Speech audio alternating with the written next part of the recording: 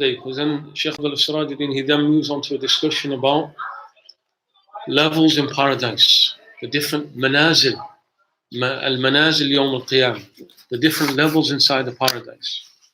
And as we mentioned yesterday, the Prophet sallallahu alaihi wasallam, he said, "Adadu daraj al-jannah, adadu ay al-Quran." The number of levels within Jannah are in accordance with the number of verses of the Quran. The number of levels are within each one of the 7 jinan, 7 paradise. There's 6,236 levels, because you have 6,236 verses within the Quran. So the Prophet sallallahu alaihi wasallam has said, "Adadu daraj al-Jannah, adadu ay al-Quran." The number of levels in Jannah is the number of verses in the Quran, and that's every single Jannah. فَمَنْ دَخَلَ الْجَنَّةِ مِمَّنْ قَرَأَ الْقُرْآنَ لَمْ يَكُنْ فَوْقَهُ أَحَدٌ. So then the Prophet said, whoever enters into Jannah from somebody who reads the Quran, there'll be nobody above him. There'll be nobody above him, i.e. within his level. That statement of the Prophet gives us a few points. It's not to enter into Jannah, to be given that guarantee of entering into Jannah. You don't need to be min sahib al-Quran. You don't need to be from those who read the Quran, nor from those who are constantly reading the Quran, nor from those who keep on repeatedly finishing the Quran. Because it says in this hadith, there'll be nobody above that person, which means that there'll be people beneath that person. There'll be people who are not people who would recite the Quran all the time. You can be a believer who lived and died, never finished the Quran within your life. It's not a wajib upon you. It's not an obligation that you must do a khatm of the Quran in your life. What is an obligation? And if in your life you never once finished the Quran, you're not atham, you're not a sinner. Although you're going to miss out on massive goodness as we've been hearing, but you're not a sinner. You're not a sinner by that. As opposed to somebody who never sent a prayer on the Prophet in his life. That person's a sinner. That person's a sinner. Not once he sent a prayer upon the Prophet in his life. That person is a sinner. Why? Because Allah in the Quran orders us to send prayer upon him. Ya ayyuhalladhina amanu sallu alayhi wa sallimu taslima. O believers, send prayer and peace upon the Messenger. That's an order. And the Mufassir, the ulama and the Mufassirin said, it means that at least once in your life you must have sent a prayer on the Prophet. Otherwise that person's a sinner. But we don't have the same with the Quran. You can be in the Quran, or you can be in Jannah without never having finished the Quran. But that person, within whatever Jannah he's in, will be in a lower level. The highest levels of Jannah are for those who constantly read the Quran, constantly finishing the Quran. فَمَنْ دَخَلَ الْجَنَّةَ مِمَّنْ قَرَأَ الْقُرْآنَ لَمْ يَكُنْ فَوْقَهُ أَحَدٌ. So whoever enters into Jannah from those who read the Quran, there will be nobody above that person. There will be nobody above that person. يقال لصاحب القرآن اقرأ وارقى. It will be said to the companion of the Quran, read and rise. You've now entered into your Jannah, that particular, whichever one of the 7. And always remember, and this is because the blessings of the Messenger sallallahu alaihi wasallam, as comes in hadith, the vast majority of this ummah will be in Firdaus. The vast majority of this ummah will be in the highest of paradise. As though, the ulama say, it's as though Firdaus was created for this ummah. It's as though Firdaus, the highest of Jannah, was created for this nation. And so the secret to that is that Allah subhanahu wa ta'ala has given this ummah something that no other nations before was given, which was muda'afat al-thawab, the multiplication of rewards for deeds. In this ummah, the lowest reward that you'll ever get for one good deed is 10 times. Man ja'a bil hasanati falahu ashru amthaliha. Whoever does one good deed will have it multiplied 10 times. And Wallahu yudha'ifu liman yasha. Then Allah multiplies for whoever He wants after that, minimum 10 times. And with fasting, and fasting is the one where there's no limit to it. Allah subhanahu wa ta'ala doesn't even inform He doesn't even tell the angels what reward He's going to give to Sahib al-Sawm. That's a secret between that person and Allah subhanahu wa ta'ala. Said because the fast is a secret between you and Allah subhanahu wa ta'ala. We're all sat here fasting. All of us could be black. Every single one of us could be faking. Whereas if you're praying, you're doing any other act, it's visible. Fasting, there is no action. There's a secret between you and Allah subhanahu wa ta'ala with fasting. Therefore, the reward is a secret between or kept a secret with Allah subhanahu wa ta'ala. Every action in this ummah is multiplied. That never happened for nations before. That never. And this is almost like a compensation that Allah has given this ummah for the short lifespans of this ummah. Previous nations, 500 years up to 1,000 years, people lived long lives, but they only ever got one good deed for one reward for one good deed. Multiplication only happens in this ummah as a compensation for the short lives that Allah subhanahu wa ta'ala gave for people in this ummah. Hence, Firdaus.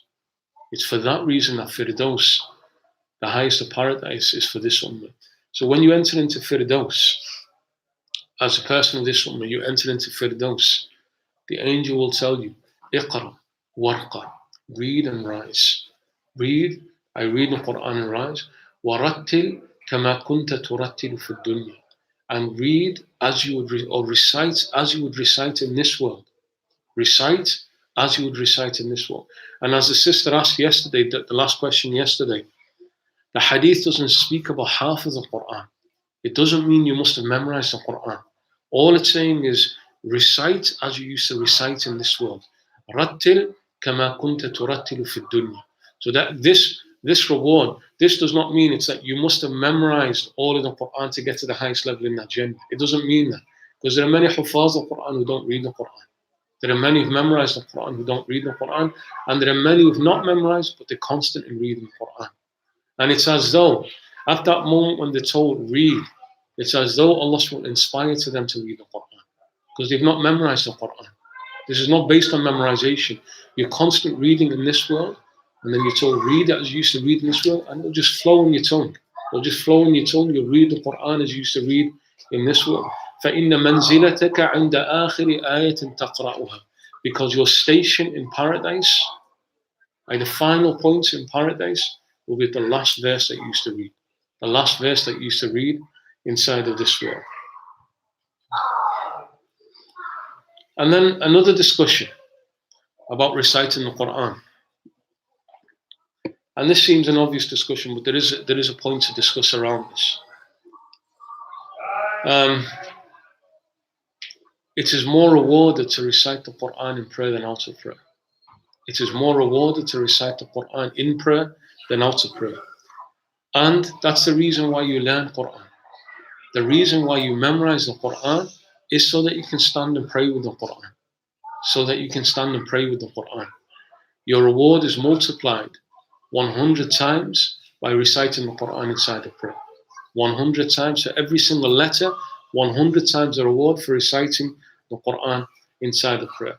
And the Prophet ﷺ, he confirmed this when he said, قراءة القرآن في الصلاة أفضل من قراءة القرآن في غير الصلاة.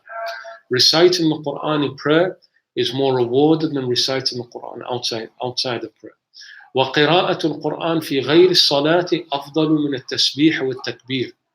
And reading the Quran out of prayer is better than saying Subhanallah and Allah. It's better than doing any of the dhikr. Better than any of the dhikr. The highest reward for Quran is in prayer. But even if you don't read it in prayer and you read it out of prayer, reading the Quran is still better than doing any dhikr that you could imagine. And as we came across, I think it was the second lesson that we did, there's an obvious reason for that. Any dhikr is your kalam. Any dhikr that you recite is human words. The Quran is kalamullah. The Quran is the words of Allah subhanahu wa ta'ala. And then the Prophet ﷺ said, وَالتَّسْبِيحُ أَفْضَلُ مِنَ الصَّدَقَةِ. وَالتَّسْبِيحُ أَفْضَلُ مِنَ الصَّدَقَةِ. And saying Subhanallah is better than giving sadaqah, your nafil sadaqah. وَالصَّدَقَةُ أَفْضَلُ مِنَ الصَّوْمِ. And then the Prophet ﷺ said, and giving in charity is more reward than fasting. And giving in charity is more reward than fasting. وَالصَّوْمُ جُنَّةٌ مِنَ النَّارِ. And fasting is a shield from hellfire. And fasting is a shield from hellfire. This hadith alone tells us a point that we keep on repeating, that the month of Ramadan is not about fasting, it's about Quran. Because if you look at this, the Quran is far greater than fasting. Reciting the Quran, especially in prayer, is more than reciting out of prayer. Which is greater than doing dhikr of Allah, which is greater than giving in charity, which is greater than fasting. Right? When you look at the hierarchy the Prophet's nice and placed, you mentioned about 5 acts there. The lowest is fasting. The highest is reading Quran inside the prayer. So if you're looking at Ramadan, fasting, yes, we do it. We do it. But ultimately, fasting is about subjugating the nafs so that you can recite as much Quran as possible.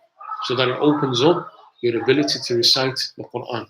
Fasting, protection from hellfire by stopping you from sinning. And then once you've done that, then you're able to taste the sweetness of the Quran. So the best of actions is reciting Quran in prayer. And then in addition to that, and this kind of branches out into a legal issue, which we'll touch upon. Not only is the greatest way of reading the Quran in prayer, the Prophet also praised reading the Quran from the Mus'haf, from the book. And he sallallahu alayhi wa sallam said, قراءة الرجل في غير المصحف 1000 درجة وقراءته في المصحف تضاعف على ذلك إلى 2000 درجة. Reading the Quran from the book is 1000 degrees. But reading it without reading from the Mus'haf, reading from memory, is 1000 degrees. But reading from the Mus'haf multiplies it to 2000 degrees, 2000 times more. There's a greater reward by reading it whilst looking at the Mus'haf. And perhaps the secret to that, which is mentioned in another hadith, is that your eyes now share in the worship. And when you recite it, it was your tongue. It was your tongue. Now your eyes are being allowed to enjoy the virtues of the Quran. And that's also why they said, when you read the Quran, not only read it from the Mus'haf, they said read it slightly loud, so that your ears also enjoy.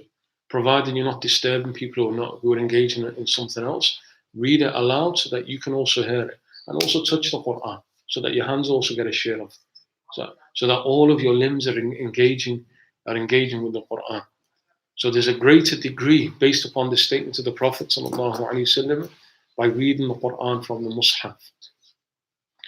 And likewise, the Prophet ﷺ, he said, "Man sarrahu an yuhibba Allah wa rasulahu falyaqra fil Mus'haf." The Prophet ﷺ said, "Whoever is happy or whoever desires, or whoever is happy to love Allah and His Messenger, he should read from the Mus'haf. فَلْيَقْرَأْ فِي الْمُصْحَفِ." He should read from the copy of the Quran. The Prophet ﷺ, he also said, أَعْطُوا أَعْيُنَكُمْ حَظَّهَا مِنَ الْعِبَادَةِ النَّظَرُ فِي الْمُصْحَفِ وَالتَّفَكُّرُ فِيهِ وَالْاعْتِبَارُ عِنْدَ عَجَائِبِهِ. The Prophet ﷺ also said, give your eyes its share of worship. Give your eyes its share of worship. And that's why, although there's a difference amongst the fuqaha, amongst the jurists, he said when you pray, it's better to keep your eyes open. It's better to keep your eyes open. When you pray, it's better to keep your eyes open.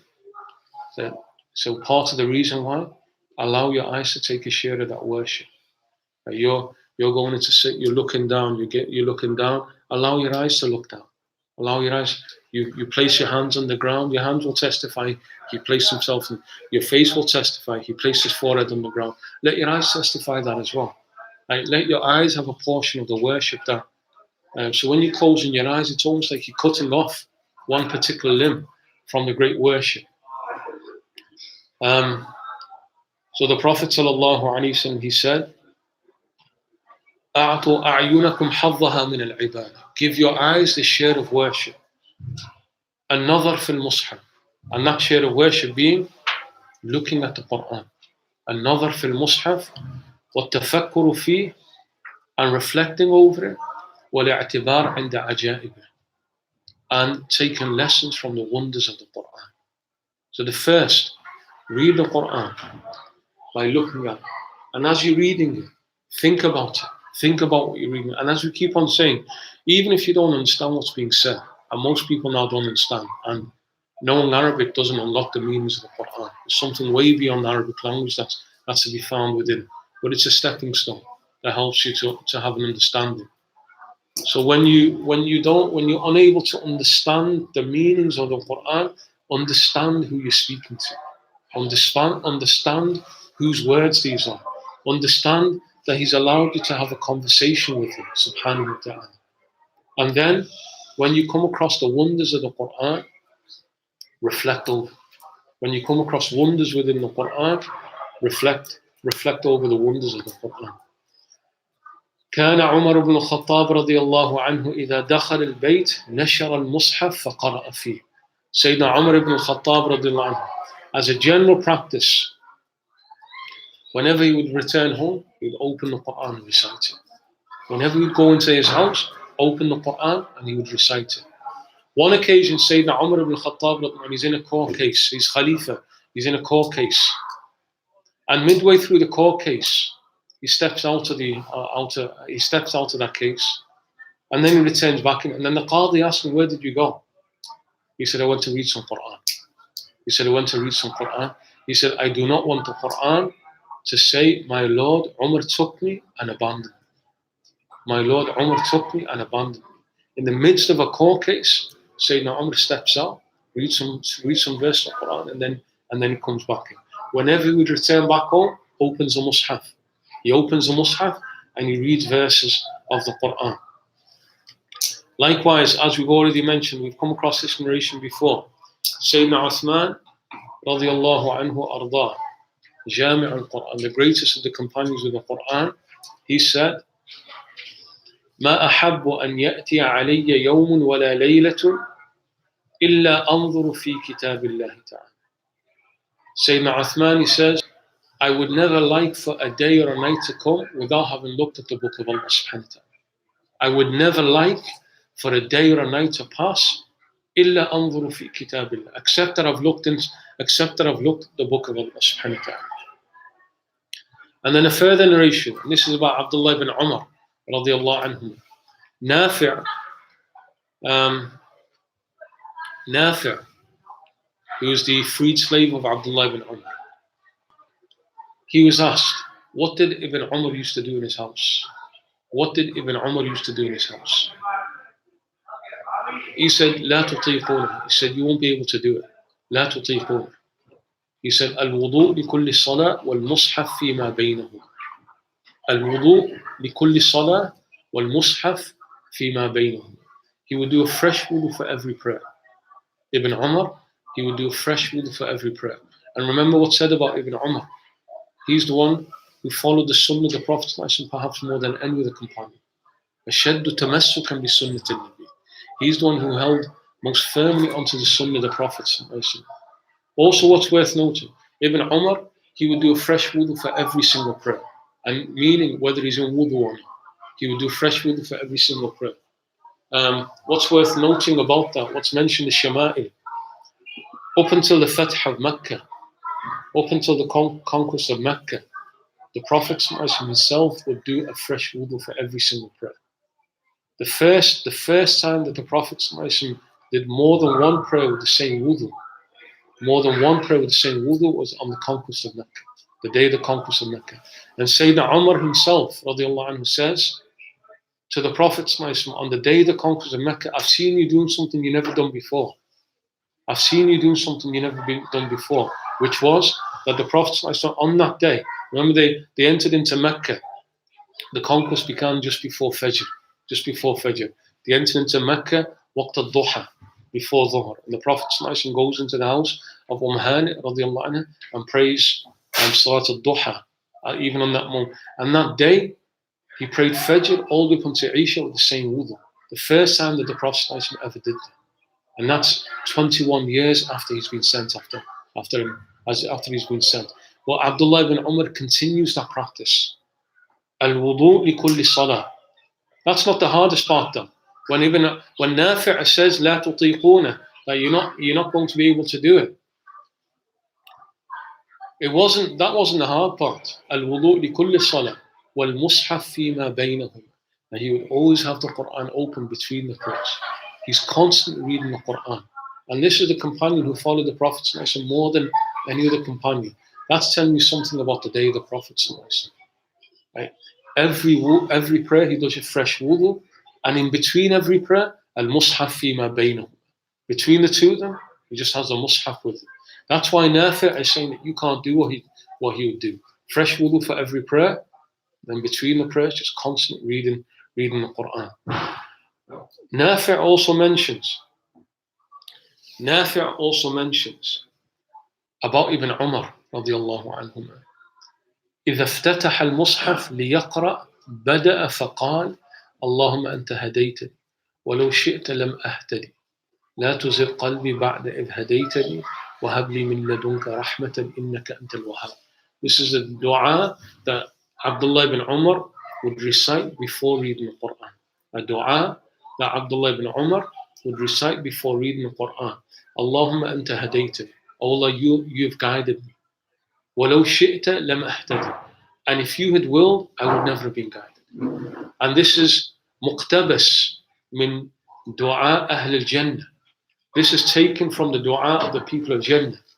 People of Jannah, people of paradise, will say in paradise, Alhamdulillahi alladhi hadana lihada, wa ma kunna linahtadiya lawla an hadana. Praise be to Allah subhanahu wa ta'ala who's guided us to this, and had He not guided us, we would never have been guided. So that's his dua. Allahumma anta hadaytani. Allah, you've guided me. Walau shi'ta lamahtadi. And had you willed, I would not have been guided.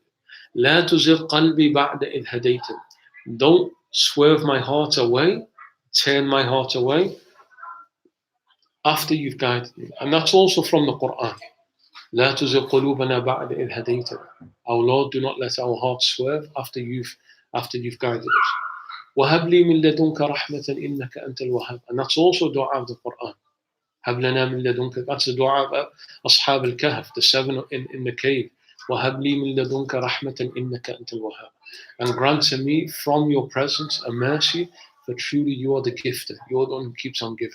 That's the dua of Abdullah ibn Umar when he would open the Mus'haf. Allahumma anta hadaytani. وَلَوْ شِئْتَ لَمَهْتَدِي. لَا تُزِغْ قَلْبِي بَعْدَ إِذْ هَدَيْتَنِي. وَهَبْ لِي مِن لَدُنْكَ رَحْمَةً إِنَّكَ أَنْتَ الْوَهَّابُ. The dua of Abdullah ibn Umar radiallahu anhuma before he would recite the Quran. So therefore, based upon that, there's 2 points that come from what Shaykh Abdullah Sirajuddin rahimahullah ta'ala has mentioned. One, that the most blessed way of reading the Quran is inside the prayer. And secondly, the blessing of the Quran is also looking at the Mus'haf when reciting the Quran. Both of them have blessings and virtues. And then you have the discussion within law. According to some of the Imams, such as Abu Hanifa and I think Malik as well, you are not allowed to recite the Quran, or you're not allowed to read from the Mus'haf unless you've memorized that. In the prayer, unless you memorize that. Abu Hanifa holds the view, if you've memorized it, then you can read from the Mus'haf within the prayer. Imam Shafi is awsa. The view of Imam Shafi is the easiest of all the opinions and gives the most space, which is, it's a blessed act to recite reading from the Quran within the prayer. And by doing that, جَمَعَ بَيْنَ عِبَادَتَيْنِ جَمَعَ بَيْنَ فَضِيلَتَيْنِ. That person brought together two blessed acts, which is reading the Quran in prayer and looking at the Mus'haf. And especially in this month of Quran, for those who want to increase their rewards, then taking the view of Imam Shafi is a good thing to do. Taking the view of Imam Shafi is a good thing to do. Hold the Mus'haf, have the Mus'haf in front of you, particularly if you're going to struggle, or if you haven't memorized large portions of the Quran, and you're finding it difficult to motivate yourself, and you want to increase the reward, then taking the view of Imam Shafi is a blessed thing. It's a blessing thing to do, because it gives you the most scope in terms of reading the Quran. Abdullah ibn Mas'ud radiallahu anhu, he made a statement about more general points. Adimun nazar fil Mus'haf. Keep on looking at the Quran. Ibn Mas'ud, Abdullah ibn Mas'ud. Adimun nazar fil Mus'haf. Keep on looking at the Mus'haf. Keep on looking at the Quran. Wallahu ta'ala a'lam. So those are some ahadith that are motivation, and some thoughts to motivate the believers when reciting the Quran. We're gonna leave Surah Al-An'am today. We'll come back to it tomorrow, bi'idhnillah ta'ala. Are there any questions that anybody wants to ask about the discussion on the Quran itself? Zafar. You mentioned about the recitation of the Quran, second Tarawih, and you're studying the Imam. Is the reward the same as the recitation of the second one for this one? No, it's not. No, it's not. Taraweeh, the reason for Taraweeh is so for the people who've not memorized the Quran, not able to stand and pray. The greater reward is that you stay at home and pray 20 rak'ahs reading the whole Quran yourself. The greater reward. And that's why Nafi' and Abdullah ibn Umar, they never used to pray in Jama'ah. They never used to pray Taraweeh in Jama'ah. They pray, and the Hanafi fuqaha state, if you're hafiz al Quran, then it's better for you not to pray in Jama'ah. Better for you to pray alone so that you can read more than one khatam al Quran. So the greater reward. The reason for Taraweeh is for the average person to be able to listen to the Quran. But if you're able to read more Quran, and you know that staying at home, you're not going to be distracted at home, because at home there's always a distraction. There's always the distraction at home.